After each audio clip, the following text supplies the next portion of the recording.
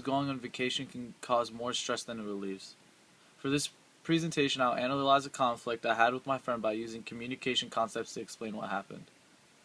I will begin by introducing the people I was involved with in this conflict and how it took place. I will explain the type of conflict that occurred and the conflict management styles that were used. Because this conflict went on for quite a long time, I had to use several different communication tactics.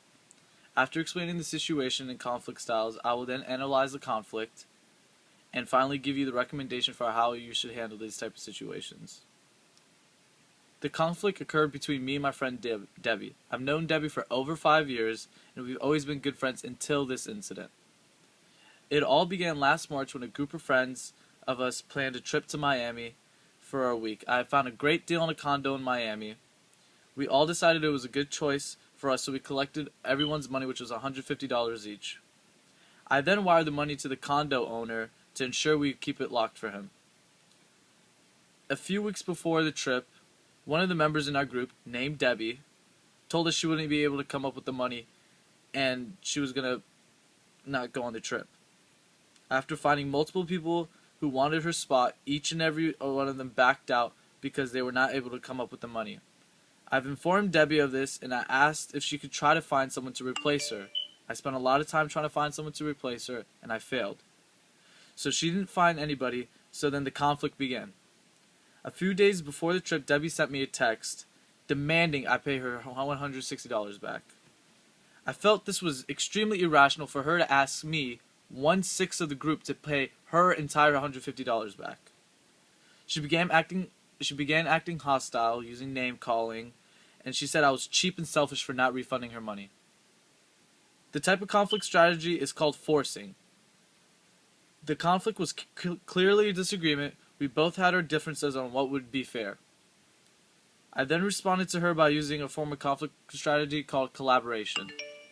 I created a group message between me and the other members of our group and asked them if they were willing to pay a portion of Debbie's $150. They all responded with similar answers, basically saying that it was unfair for people to pay for her mistake. However, she continued to harass me and demanded I reply with her loss, simply because I wasn't the one she handed her money to. After we had argued for over an hour through text explaining the same argument, I decided to use a different strategy known as withdrawal. By doing this, I completely ignored her, because her further argument would just make both of us mad. The strategy ended up being effective for me, at least. Although we weren't able to come up with a real resolution, I didn't need to waste any more time or energy on this conflict. This was the end of the conflict because I didn't receive any messages from her again about the money. Although we didn't come to a resolution, it was a relief that I don't have to deal with it anymore. As I look back on the conflict, on the way I handled it, I don't think the conflict was managed effectively. The reason I say that because both parties weren't satisfied with the outcome of the conflict. I did, however, try to manage the situation as best as I could by using multiple conflict management styles, but the person I was dealing with wasn't able to understand and was acting unfair.